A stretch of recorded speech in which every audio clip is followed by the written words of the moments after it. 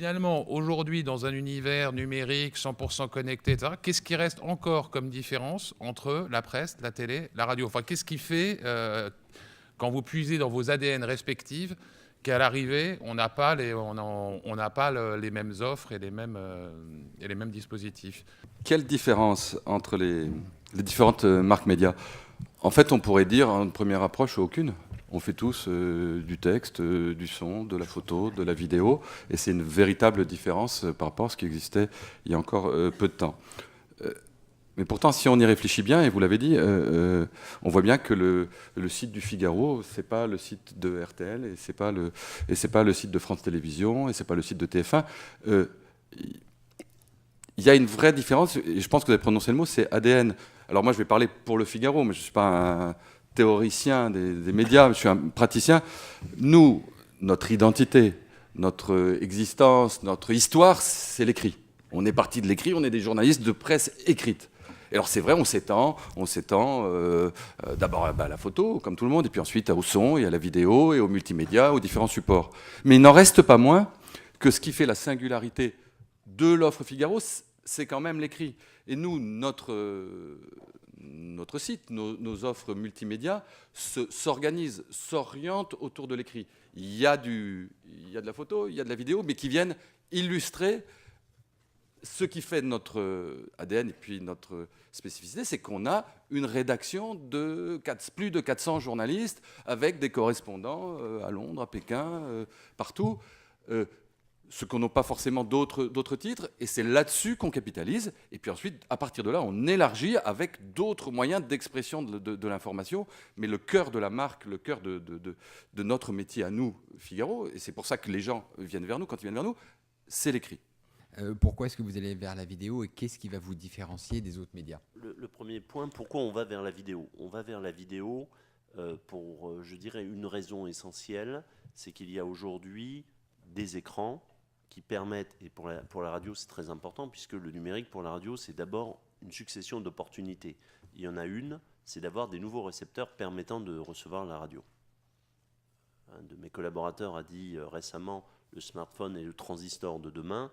Il est déjà le transistor d'aujourd'hui, ce qui n'a pas fait disparaître les radios par ailleurs, loin de là, mais nous avons aujourd'hui, et c'est pour la radio un vrai plus, puisqu'on voit que l'audience globale de la radio progresse.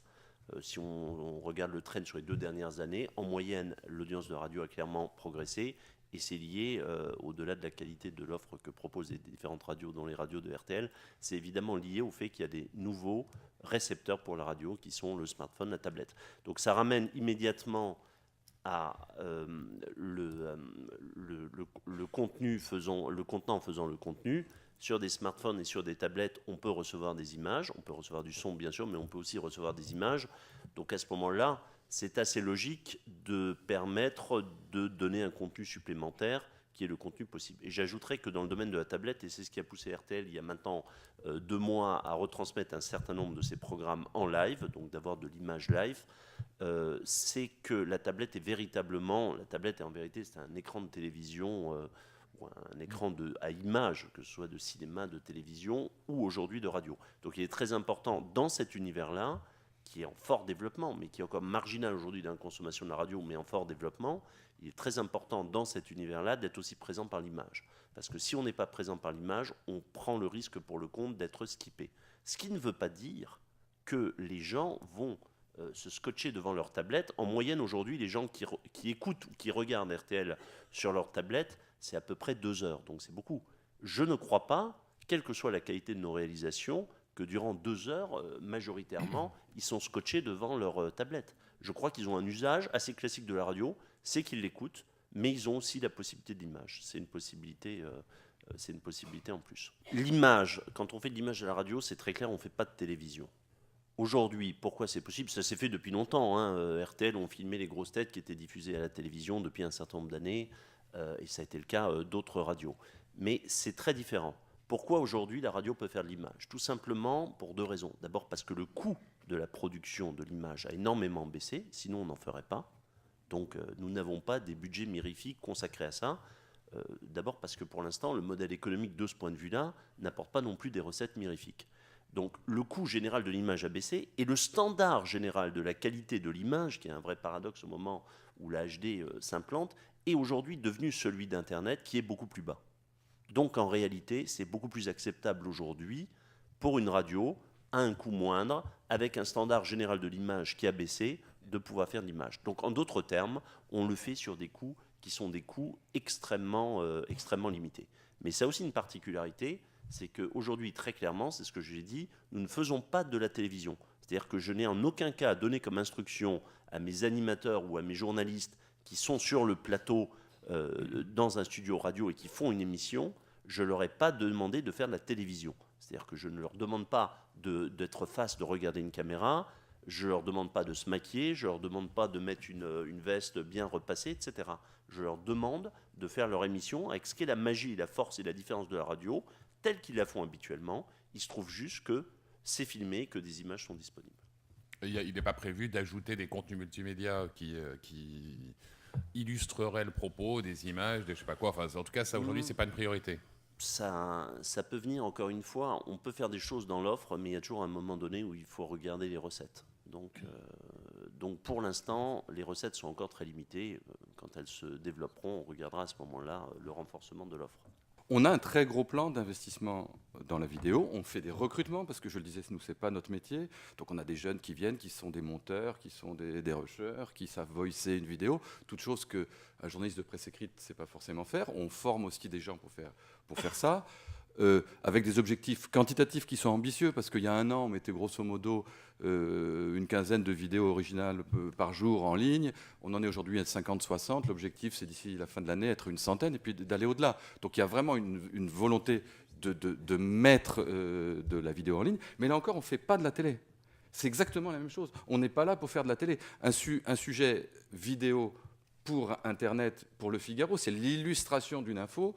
Donc, c'est pas dans le montage du sujet, il n'y a pas une accroche comme dans un sujet télé, il n'y a pas la même chute qu'un sujet télé, on ne met pas effectivement le gars qui apparaît au milieu du sujet. C'est une autre grammaire qui reste une grammaire complémentaire à celle du texte. Parce que nous, notre sentiment, vous disiez, oui, la vidéo arrive. Mais nous ne croyons pas qu'elle est en train de remplacer le texte. D'ailleurs, quand on regarde les usages, malgré tout, sur Internet, sur les tablettes, sur les smartphones, les gens passent leur temps à lire. Parce que lire, ça va plus vite. Parce que lire, on peut le faire partout. On n'a pas besoin de mettre du son. Et puis parce qu'on retient mieux, parce qu'on peut avoir plus de profondeur, parce qu'on peut avoir plus d'analyse. Donc la vidéo, c'est une corde supplémentaire qu'on ajoute à notre arc. C'est une offre de plus. Mais que le cœur de l'offre, ça reste l'explication, la pédagogie, le récit.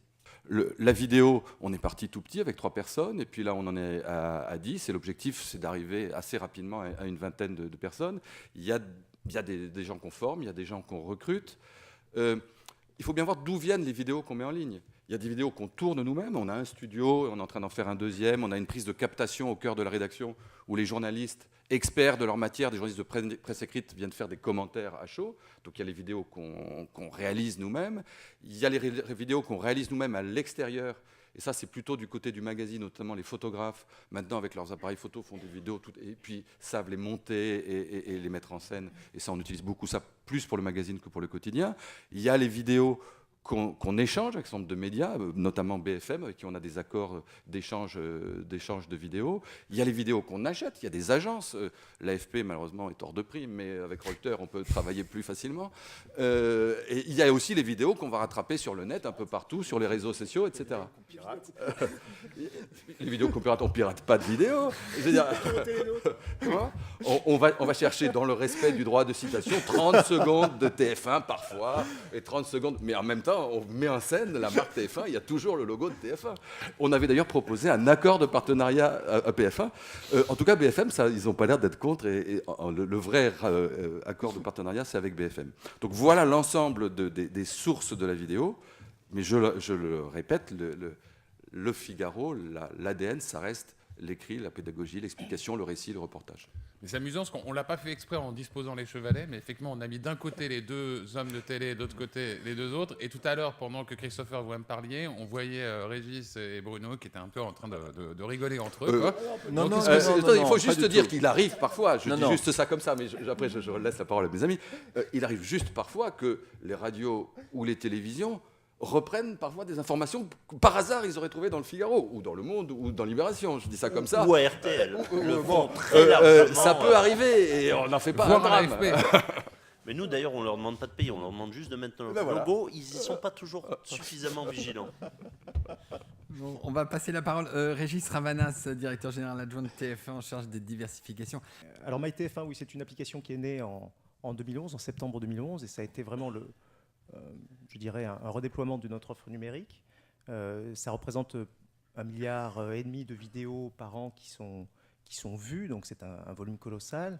Nous sommes le deuxième acteur en France en termes de consommation de vidéos derrière YouTube, qui est loin devant nous d'ailleurs, puisque nous avons à peu près 13 à 15 millions d'heures qui sont consommées par mois. Alors, on a coutume de dire que nous sommes le leader sur le contenu premium, parce que c'est le contenu qui nous intéresse, c'est-à-dire le contenu qui est produit par opposition au contenu amateur. C'est celui qui est le mieux valorisé par les annonceurs. Et puis, c'est celui aussi qui rentre dans notre stratégie. Notre stratégie, le numérique est un moyen, ce n'est pas une stratégie. La stratégie, pour nous, c'est d'essayer d'avoir un leadership, d'être l'acteur référent dans le domaine du divertissement et puis de l'information aussi. Et pour ça, le numérique, effectivement, est un moyen formidable. Mais ce contenu, ce qui nous intéresse, c'est de pouvoir le faire naviguer sur les différents supports, que ce soit bien sûr la télévision, les supports physiques comme CD ou DVD, et puis bien sûr le numérique. Donc, sur le numérique aujourd'hui, clairement, ce qu'on souhaite être, c'est le leader de la vidéo premium. Alors, on nous dit la vidéo est une espèce d'Eldorado, hein, puisqu'on dit que la publicité, le pré-roll en vidéo, pré-roll, mid-roll et post-roll, si vraiment on a de la chance et que cette vidéo a encore j'allais dire des prix, hein, on parle de CPM, des prix élevés, des prix même comparables à ceux des spots de télévision. Est-ce que cet Eldorado est un véritable Eldorado et va redonner un tout petit peu un ballon d'oxygène à tous les sites internet, qu'ils soient de radio, de presse ou de télévision, ou est-ce que c'est un Eldorado qui, si tout le monde y va, risque de s'évanouir assez rapidement? Alors effectivement, c'est aujourd'hui un secteur qui est très attirant. Je pense que c'est aussi pour ça que les télévisions et la presse y vont. On observe, il n'y a pas les mêmes prix pour tous les contenus. Pour les contenus premium, il y a effectivement ce qu'on appelle un CPM, un coût pour 1000, qui est supérieur à celui qu'on a en télévision. Vous pouvez nous donner les chiffres? Ça va de 20, ça dépasse 20 euros. C'est parce qu'il y a aussi un engagement supérieur, parce que lorsque vous êtes sur Internet, sur une vidéo, vous pouvez cliquer, il y a donc quelque chose de supérieur par rapport à un écran de télévision. Et puis on apporte aussi, on pourra en parler tout à l'heure, des services autour de cela aux annonceurs qui permettent un prolongement de l'expérience de leur publicité.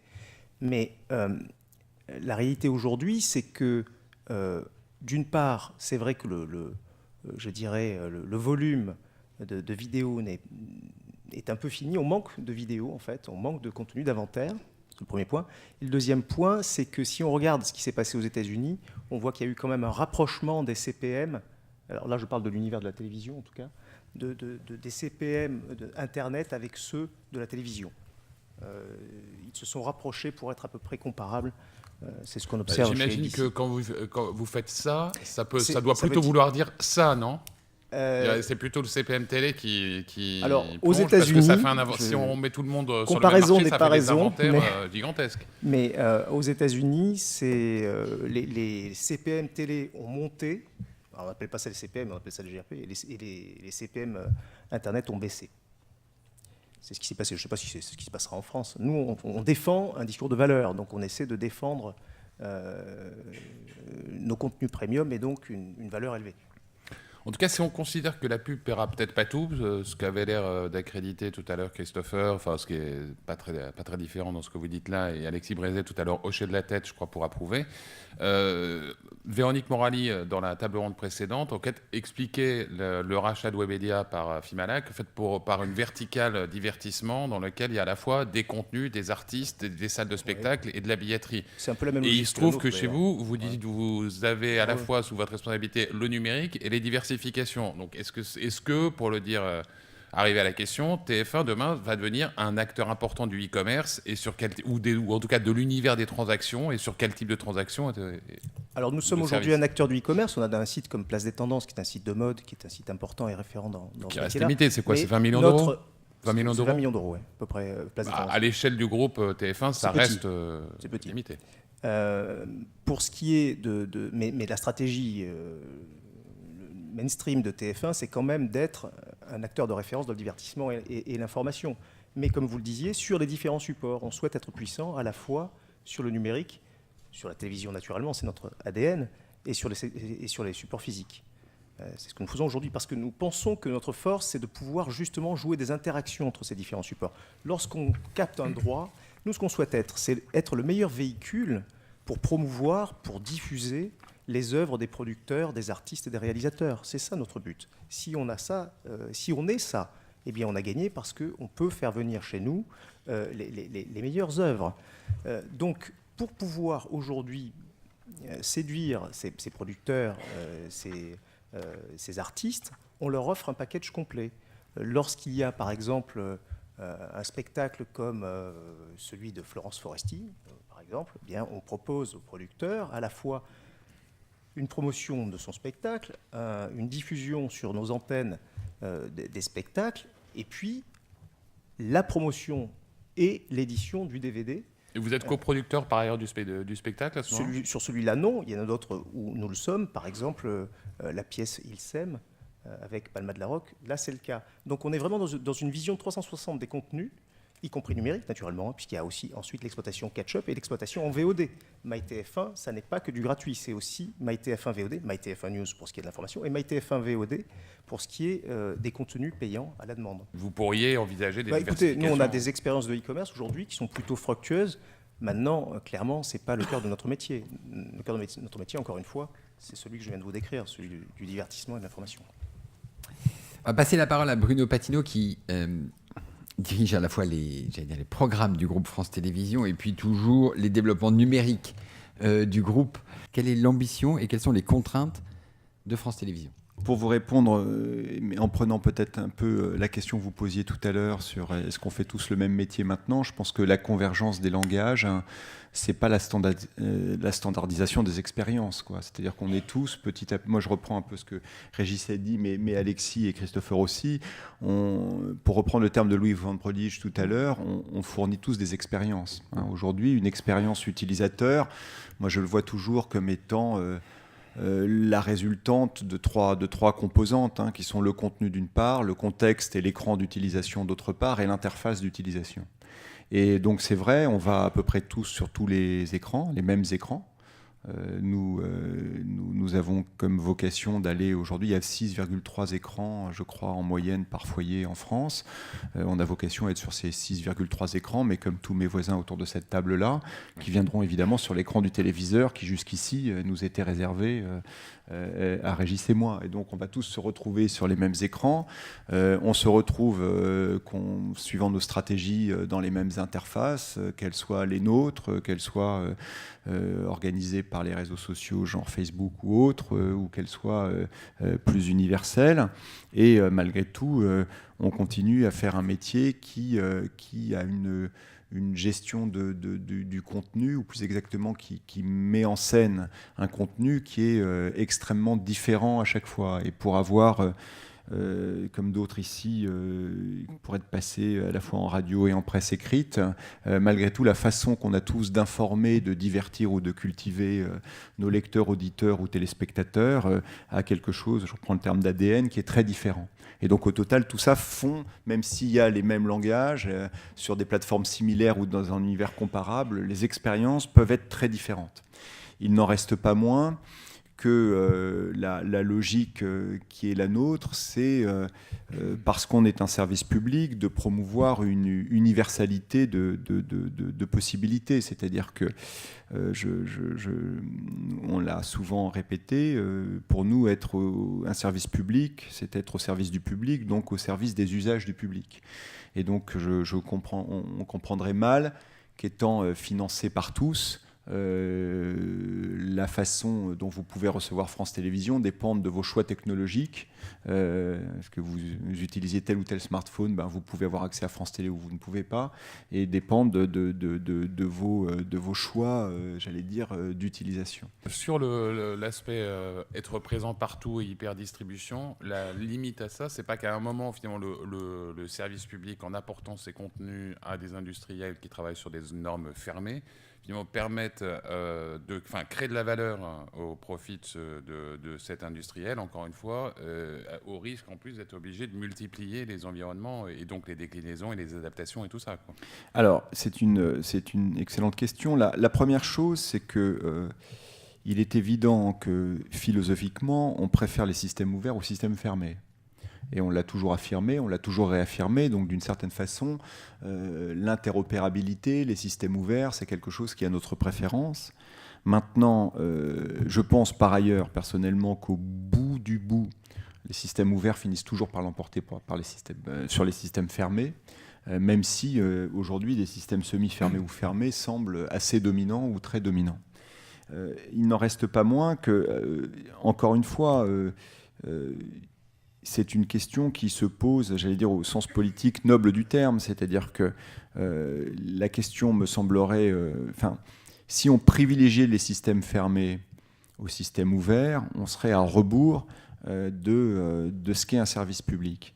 Si, à l'inverse, on prétend dicter à l'utilisateur final ses choix technologiques, là, il me semble aussi qu'on est à rebours de l'évolution sur ce service public. Alors, notre réponse, par cette hyperdistribution que vous mentionnez, c'est d'être accessible via tous les chemins.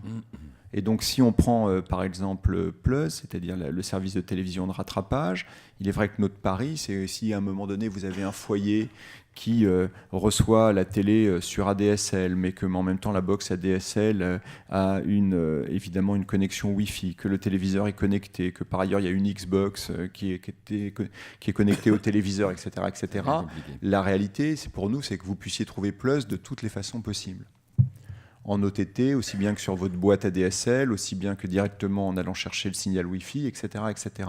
Et donc, à partir de ce moment-là, il ne me semble pas qu'on crée, j'allais dire, une valeur asymétrique pour les systèmes fermés. On est présent partout.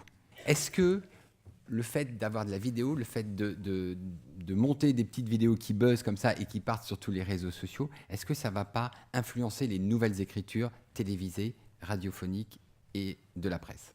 Moi, je voudrais parler en premier là-dessus parce que d'abord, il ne faut pas confondre ce qui buzz avec ce qui marche.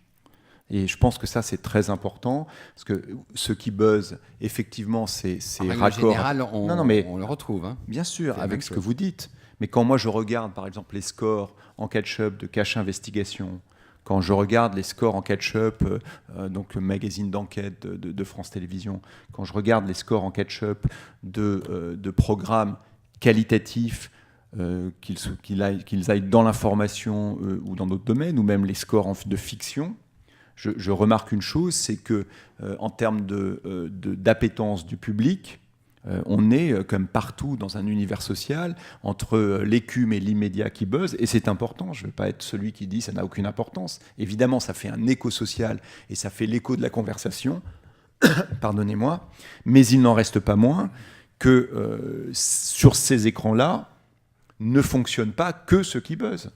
Il y a la structuration de l'offre, la façon, encore une fois, qu'on a de se divertir et de s'informer et de se cultiver a toute sa place. Et non pas seulement parce qu'on voudrait qu'elle ait toute sa place, mais parce qu'effectivement, ça permet des comportements culturels et d'information différents. Alors qu'il y a une rétroaction après des écrans sur la façon dont on écrit les choses, je le crois, mais je ne le crois pas de façon linéaire comme vous le dites. C'est-à-dire que moi, je pense que tout programme de télévision aujourd'hui peut embarquer avec lui plusieurs expériences.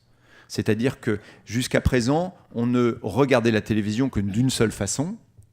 Aujourd'hui, les réseaux sociaux d'une part, les formes narratives transmédia, quand vous les proposez d'autre part, les applications compagnons second écran, ou par ailleurs la possibilité que vous avez de capturer un moment de vidéo et de le partager sur votre réseau social, permet pour chacun d'avoir l'expérience télévisuelle qu'il souhaite. Ceux qui veulent, entre guillemets, juste regarder la télé, la regardent. Ceux qui veulent vivre la télé en conversant, en partageant, etc., peuvent la vivre, et petit à petit, ceux qui vont vouloir contribuer à la télé vont le pouvoir, mais sans aucune fois, en aucune façon, qu'il y ait une obligation de. Je prends juste un exemple, 2 minutes, je l'ai déjà utilisé une fois, mais je l'aime beaucoup. Dans Plus belle la vie, par exemple, qui est quand même une série assez classique de France Télévisions, France 3. Quand à un moment donné, dans la narration même de la fiction, un personnage de fiction, à savoir Ninon, qui est journaliste, se révolte dans la fiction à cause de l'installation de caméras de vidéosurveillance et dit dans la fiction, pour lutter contre ça, je vais ouvrir mon blog. Bon. Vous pouvez regarder la série, puis l'épisode suivant, elle raconte ce qui se passe sur son blog. Il se trouve que les Nouvelles Écritures de France Télé décident, sans en avertir le téléspectateur, d'ouvrir ce blog. Et qu'il y a des dizaines de milliers de personnes qui vont aller voir ce blog sans qu'à aucun moment donné, le programme de télé leur dise « allez voir sur ce blog ». Et vont contribuer sur leurs expériences réelles dans leur commune réelle à ce blog.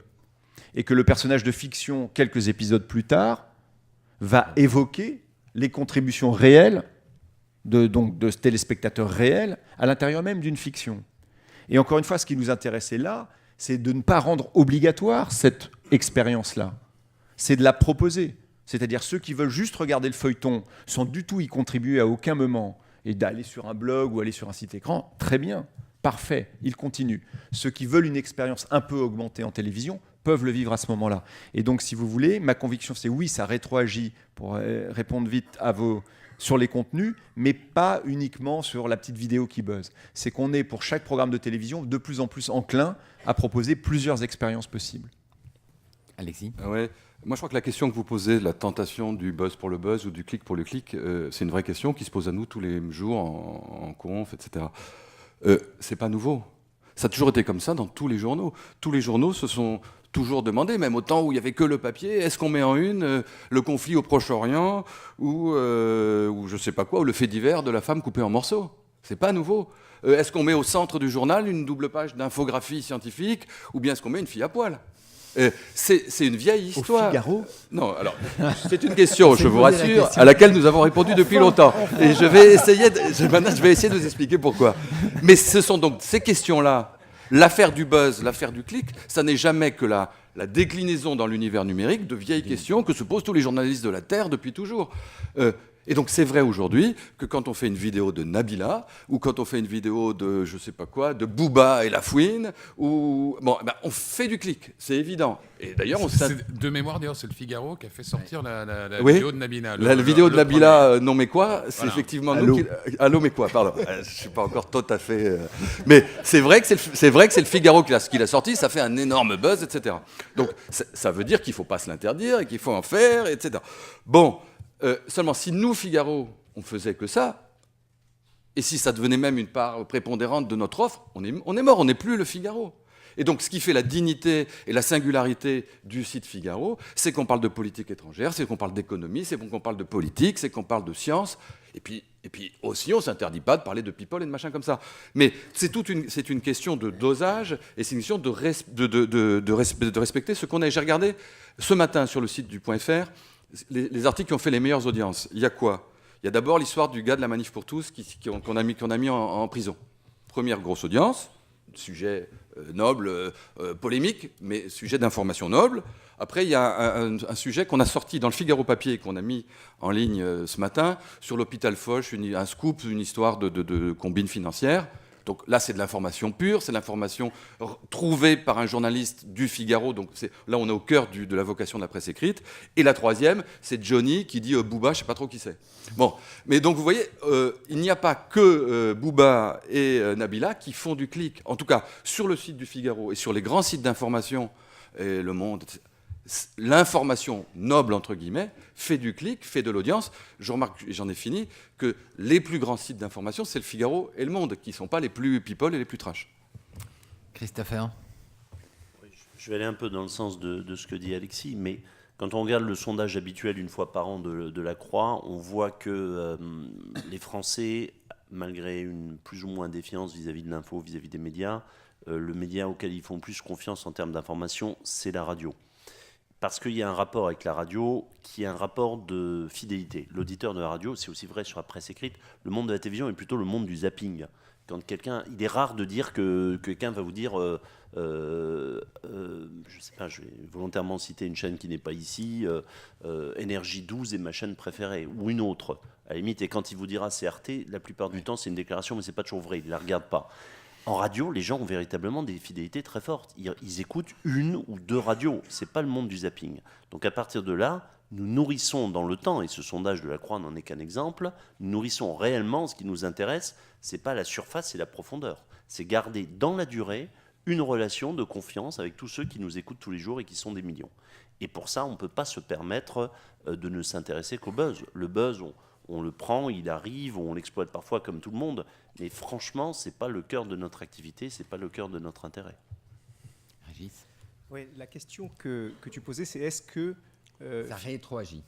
Oui, et est-ce qu'on envisage différemment notre métier ? Voilà. Et ça, clairement, chez nous, ça a tout révolutionné, parce qu'on n'envisage plus aujourd'hui un programme sans imaginer est-ce qu'il va y avoir un webisode avant, après, comment est-ce qu'on va effectivement le faire buzzer, ce programme-là. Est-ce qu'il va y avoir un prolongement sur le web ?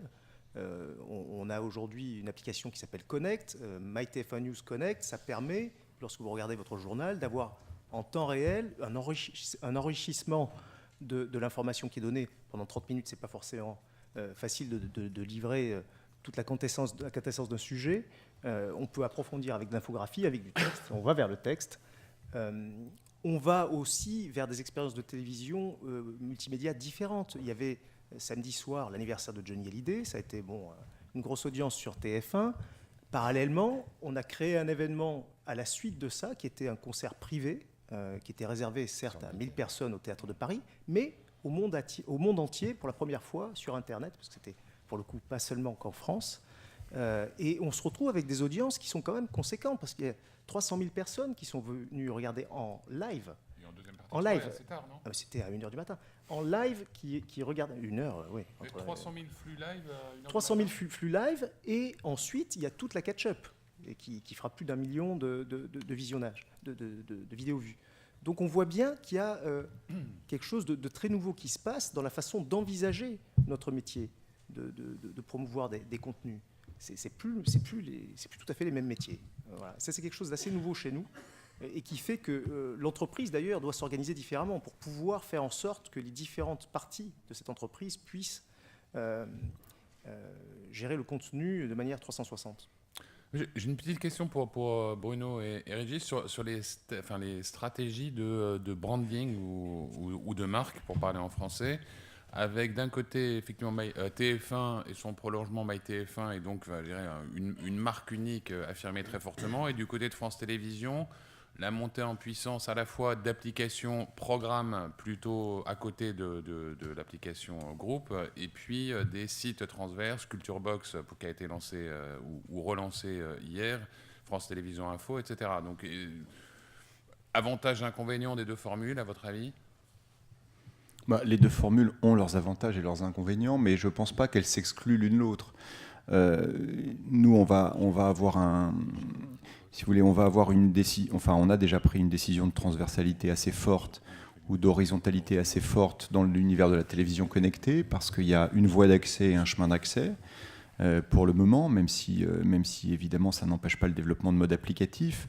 Pour le reste, il n'y a pas une surmultiplication, hein, c'est-à-dire qu'aujourd'hui on a effectivement tout le domaine autour de la catch-up, tout un domaine qui porte le nom historique de Plus, hein, et par ailleurs quatre grands piliers transversaux qu'on développe. Après, le branding, puisqu'on parlait de ça, se fait plutôt émission par émission en termes d'application second écran, enfin de ce que Régis l'a évoqué, c'est-à-dire sur les écrans compagnons.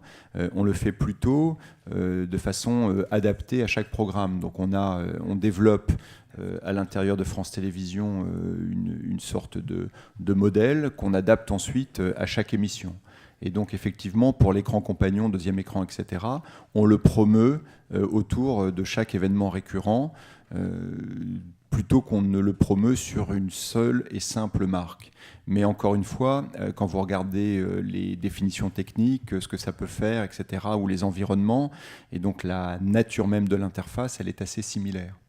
Donc en fait, en gros, on industrialise la production, mais on brande effectivement émission par émission.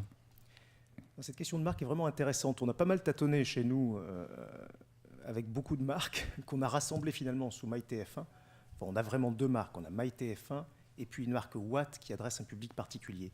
Et on s'est rendu compte que c'est quand même, à partir du moment où on simplifiait l'accès sur le plan marketing, après il y a tous les sujets ergonomiques, bien sûr, tous les travaux éditoriaux, mais c'est à partir de ce moment-là que la consommation a vraiment décollé.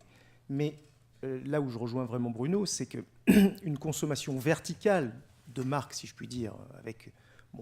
on sait par exemple que The Voice, c'est sur TF1, donc on va revoir sur MyTF1 The Voice avec la logique de marque, n'exclut pas une logique transversale.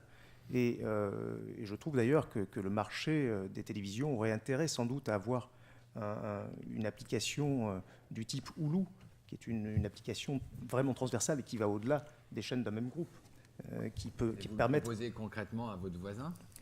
Mais je serais ravi qu'on arrive à construire un jour un Hulu. C'est pas facile parce qu'il faut s'entendre avec ses concurrents. Donc oui. C'est toujours quelque chose d'un peu compliqué. Mais Hulu a vraiment créé de la valeur. Est-ce que lorsque vous demandez aux opérateurs américains, est-ce que il y a cannibalisation entre leurs applications, parce qu'ils ont leurs propres applications de marque, ABC à la sienne, NBC, CBS, etc. Est-ce que Hulu a cannibalisé? Ils vous disent non, c'est une consommation différente. De la même façon que lorsque vous voulez acheter une chemise, vous vous dites tiens, peut-être que je vais aller dans telle marque, directement dans le magasin parce que je sais ce que je veux, ou peut-être que vous allez un autre jour vous dire je vais aller aux Galeries Lafayette parce qu'il y aura toutes les marques et je ferai un choix de différentes marques. Donc c'est une consommation différente, une approche différente. On peut se dire tiens, je veux voir Plus belle la vie, ou on peut se dire tiens, ce soir j'aimerais voir une série et qu'est-ce qu'on me propose en télévision de rattrapage. Donc je crois que les 2 logiques se juxtaposent et qu'elles peuvent tout à fait cohabiter. Un mot, vous accepteriez les vidéos du Figaro sur un Hulu français, ou ça c'est pas de même nature? C'est les tiennes déjà, non, t'as pas besoin. Je rêve. On vous passera notre talk, on notre pense buzz, que si vous tout voulez, ça. s'il y avait une application, ce qui est intéressant, c'est ce qui intéresse le public. Pour ce qui est du divertissement, parce que le divertissement n'est pas tout à fait la même logique que celle de l'information. Dans le divertissement, ce qui intéresserait une application telle que celle-là, c'est d'avoir les contenus les plus puissants. Donc par définition, ceux de France Télévisions, ceux de TF1, ceux de M6 et d'autres chaînes, bien sûr.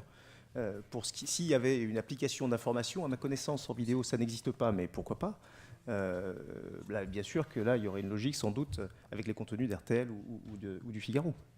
Et Bruno, sur un Hulu œcuménique avec RTL, le Figaro, TF1, et en tout cas avec TF1 pour commencer? Et M6 ? Clairement, en ce qui nous concerne, la question donc sur le principe, oui, la question centrale, elle est celle de l'exclusivité. C'est-à-dire que pour être accord avec notre position générale, c'est-à-dire que, évidemment, avoir notre propre plateforme, oui, contribuer ou participer au même niveau à une plateforme commune, oui, mais ne pas se limiter à ces 2 seules offres-là. C'est-à-dire que notre position, c'est qu'on a vocation à être sur toutes les plateformes possibles. Donc si on veut nous faire participer à un Hulu à la française, on sera là, sans problème, mais on ne se limitera pas à cette offre-là. Christopher? Oui, ce que dit Régis m'intéresse beaucoup, mais peut-être aussi pour la radio, parce que la problématique qui pour la télévision, à mon avis, se pose aussi pour la radio. C'est-à-dire que oui, on peut participer à toutes les plateformes et on peut aussi ne rien maîtriser et du coup laisser la place éventuellement à des agrégateurs différents qui, eux, viendront à un moment donné prendre une part essentielle du marché. Je crois que ce qu'a évoqué Régis, c'est une démarche différente. C'est-à-dire quels sont les acteurs forts sur un marché donné et comment peuvent-ils multiplier leurs forces d'une façon ou d'une autre, associant leur distribution. Je pense que la même question se pose pour la radio en soi. Après, s'il y a un Hulu à la française avec la télé, et qu'on pourra toujours discuter entre radio et télé, entre différents médias, mais je pense qu'elle se pose déjà pour la radio en soi. C'est-à-dire qu'aujourd'hui, on est tous très contents, on développe tous nos propres applications qui permettent à justement ceux qui nous suivent, qui sont fidèles, de rentrer dans notre univers, et ça nous va très bien, et c'est vrai pour toutes les radios, mais la question de la distribution globalement et de l'agrégation de la distribution de la radio et de la maîtrise, y compris pour les grands acteurs, à mon avis, est une question qui est posée et qui est devant nous, et sur lequel, pour l'instant, il n'y a pas eu beaucoup d'initiatives. reconstituer le transistor. Enfin, il y avait la bande FM sur laquelle on tournait et on évoluait, et avoir en quelque sorte une appli maître dans laquelle il y aurait toutes les radios. Ça existe déjà. Après, là, c'est la question de la qualité de cette appli et de qui contrôle la distribution, ce qui est quand même un sujet essentiel. Valeur de l'offre, mise en évidence de l'offre, mise en avant du contenu et contrôle de la distribution. Et je dirais que pour la presse écrite, c'est la même problématique.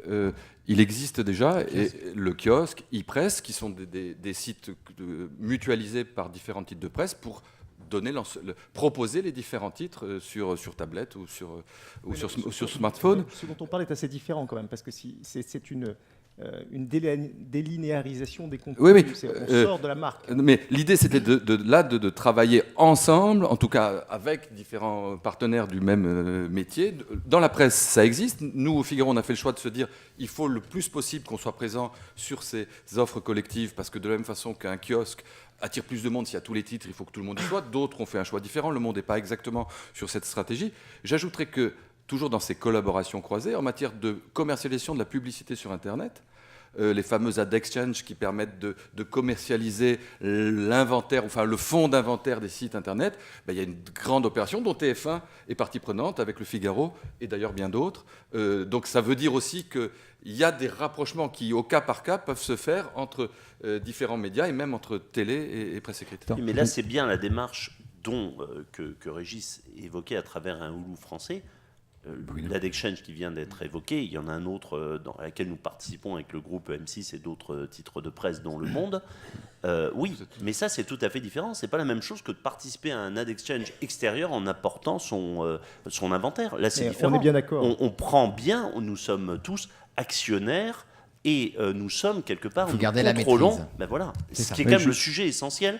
À mon avis, dans le monde à venir. Il y a un moment donné où un certain nombre d'acteurs n'auront plus du tout la maîtrise de leur distribution. Ça commence déjà par pas mal d'endroits. Donc si les acteurs qui sont puissants, qui sont des offreurs de contenu importants, d'une façon ou d'une autre, ne trouvent pas les moyens de distribuer au moins une partie de leur contenu, ils vont évidemment durablement s'affaiblir et ne pas maîtriser totalement leur destin.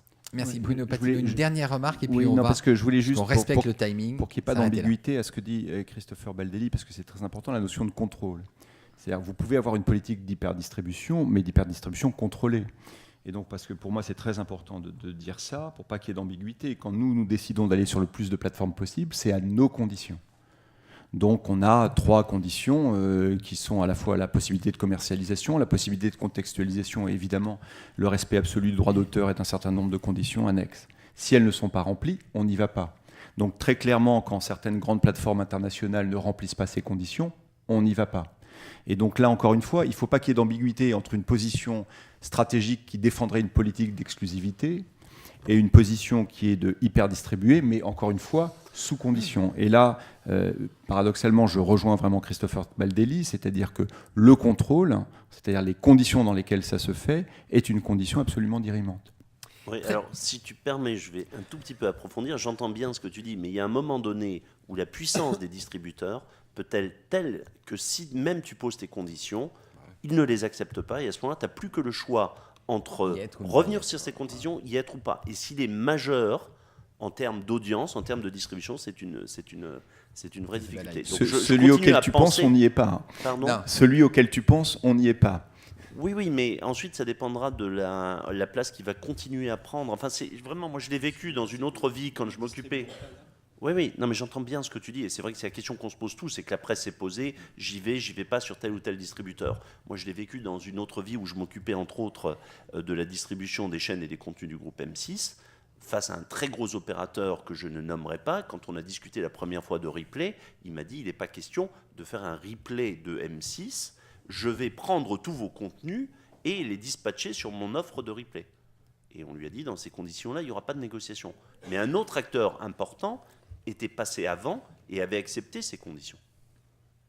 Donc, je crois vraiment que donc, pour nous tous, pour notre avenir, c'est un sujet essentiel. Après, on arrivera à le faire ou on n'arrivera pas à le faire. Il n'est pas du tout garanti, aussi bien pour la télé que pour la radio ou pour la presse, qu'on arrivera à contrôler notre distribution. Mais je crois que c'est vraiment un sujet essentiel.